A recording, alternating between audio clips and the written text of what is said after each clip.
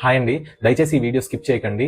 ఇది life saving video అండి. చాలా మంది చిన్నపిల్లలు ఇలా చచ్చిపోతా ఉంటారు. అండ్ ఈ వీడియోని మీరు స్టేటస్ గా కానీ స్టోరీగా కానీ పెట్టుకోండి. ఎవరికో ఒకరికి ఖచ్చితంగా యూజ్ అవుతుంది. కేరళలో ఒక చిన్న పాప బబుల్ గమ్ తింటా ఆ బబుల్ గమ్ గొంతులో ఇరుక్కుపోయి చోకింగ్ అయిపోయింది. చోకింగ్ అంటే ఏంటంటే మనకి ఊపిరి ఆడే ద్వారంలో ఏదైనా ఆబ్జెక్ట్ ఇరుక్కుంటే, అది బబుల్ గమ్ కావచ్చు, లేకపోతే ఆడుకునే బొమ్మ కావచ్చు, కాయిన్ కావచ్చు, కొంతమంది పెద్దోళ్ళు నాన్ వెజ్ తిన్నప్పుడు చికెన్ ముక్కలు, మటన్ ముక్కలు కూడా కావచ్చు. అవి ఏంటంటే ఊపిరితిత్తుల్లో అడ్డుకుంటే కనుక, ఆ ట్రేకియాలో అడ్డుకుంటే చోకింగ్ అవుతుందండి.